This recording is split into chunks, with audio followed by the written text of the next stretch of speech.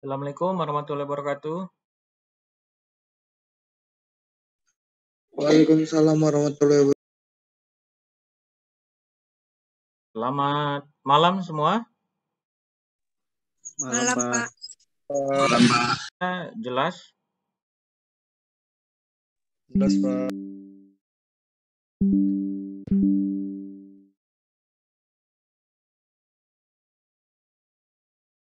Suaranya jelas? Jelas, Pak. Oke, baik ya. Kita masuk ke materi ke-9 ya. Untuk PowerPoint-nya bisa terlihat? Bisa, Pak. Bisa ya. Oke, baik. Nah, materi kita tentang pengumpulan data. Misalnya kita mau melakukan suatu riset ataupun penelitian ya, di mana tahap awal tentu yang kita lakukan adalah melakukan pengumpulan data ya. Nah, untuk pencarian informasi itu dapat kita lakukan melalui dari sisi pengamatan, kemudian juga pengukuran, di mana datanya itu dapat berupa bilangan, angka-angka, ataupun data yang kita sebut biasa data kuantitatif ya. Di mana pengamatan atau pengukuran ya di sini tidak hanya diartikan kita melihat atau mengukur secara fisik terhadap suatu kejadian ya, tetapi kita juga dapat melakukan observasi ya secara mendalam dengan melibatkan cara-cara tertentu. Misalnya kita merekam kejadian, kemudian pencatatan dan juga perhitungan ya. Nah, pengumpulan data itu dapat kita lakukan dengan menggunakan tes, kuesioner, wawancara dan sebagainya ya. Nah, setelah sebelum kita melakukan suatu pengolahan data, tentu ada beberapa tahap yang harus kita lakukan ya. Nah, setelah analisis data, maka kita melakukan proses penyederhanaan data ya, di mana dapat kita lakukan dari sisi interpretasi data dengan mudah. Misalnya pengumpulan data itu dapat berupa pengumpulan data secara data seluruh populasi, itu disebut dengan metode sensus, dan juga pengumpulan data sampel ya, ini memiliki populasi ya. Pengolahan data pada dasarnya itu merupakan suatu proses kita untuk memperoleh data ataupun ringkasan ya, berdasarkan dari satu kelompok data yang secara mentah, kemudian kita gunakan rumus ya untuk menghasilkan informasi yang kita inginkan. Jadi misalnya kita melakukan data secara kuesioner untuk tujuan penelitian, ya tentu kita harus hasilnya nanti akan kita cocokkan ya untuk menjawab tujuan dari penelitian. Nah, ini ada beberapa kegiatan yang dapat kita lakukan kita sebagai peneliti dalam mengolah suatu data ya. Misalnya yang pertama ada itu editing ya, itu memeriksa bagaimana kita memeriksa daftar pertanyaan ya yang telah kita serahkan oleh para pengumpul data ya. Nah, pemeriksaan dari sisi daftar pertanyaan ya itu telah selesai kita lakukan terhadap misalnya kelengkapan jawaban, kemudian keterbacaan tulisan ya, kemudian relevansi dari jawaban. Kemudian langkah selanjutnya adalah memberi kode. Di sini mengklasifikasikan jawaban dari para responden ke dalam bentuk angka ataupun bilangan ya. Misalnya contoh ya, kita melakukan memberi kode atau tanda misalnya pada untuk jenis kelamin. Contohnya jenis kelamin laki-laki kita beri kode 1 dan perempuan kita beri kode 2. Bisa juga dengan dari sisi pendidikan. Nah, kita buat pengkodeannya, pendidikan tidak lulus SD kita beri kode 0.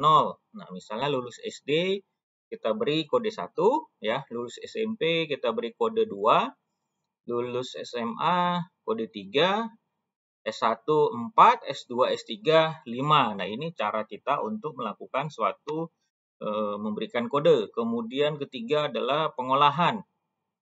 Nah, setelah dari semua kuesioner tadi sudah terisi dan benar, maka kita sudah melewati dari sisi fase pengkodean. Maka selanjutnya itu kita memproses data sehingga data yang kita entry itu dapat kita lakukan analisis ya.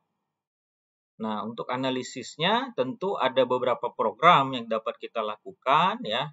Untuk entry data itu ada paket program yang dikenal dengan SPSS for Windows ya. Keempat adalah cleaning. Nah, di sini pembersihan data ya. Misalnya kita melihat variabel apakah datanya sudah benar atau belum, maka kita perlu melakukan pembersihan data untuk pengecekan kembali data yang kita entry mengalami kesalahan atau tidak ya. Karena biasanya kemungkinan terjadi apabila kita salah mengentry data ke dalam komputer ya. Data statistik itu perlu kita sajikan dalam bentuk yang mudah dibaca dan dimengerti. Contohnya kemarin sudah saya kasih tugas ya untuk membuat data statistik ya agar bisa lebih mudah dan dimengerti ya. Karena tulisan secara garis besar itu penyajian data dapat berupa tulisan, tabel dan juga diagram ya, di mana tulisan merupakan ciri dari penyajian kita buat dalam bentuk suatu narasi ya, mulai dari pengambilan data sampai kesimpulan. Kemudian dari sisi tabel atau daftar, nah ini penyajian dalam bentuk angka ya, yang disusun misalnya dalam kolom atau baris. Nah, di sini untuk menunjukkan tingkat frekuensi kejadian. Kemudian ketiga adalah grafik. Ini merupakan menunjukkan penyajian data juga ya. Jadi bagaimana kita pengolahan data, kemudian penyajian data pada suatu ketika kita melakukan suatu riset ataupun penelitian. Silahkan sampai sini ada yang mau ditanyakan.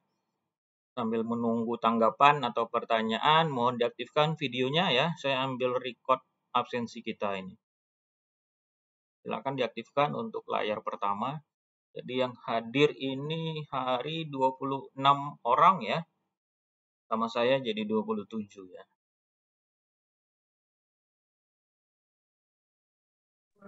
Izin Pak, tadi ada berapa orang yang lagi di jalan kurasa Pak? Oh ya, nggak apa-apa. Oke. Terima kasih informasinya Bintang. Oke, silahkan untuk layar 1 ini. Mana Wiljra, kemudian siapa lagi ini belum? Dendi, Alphonse, Tigor, Dwi, Alwi, Bimo. Silahkan diaktifkan videonya.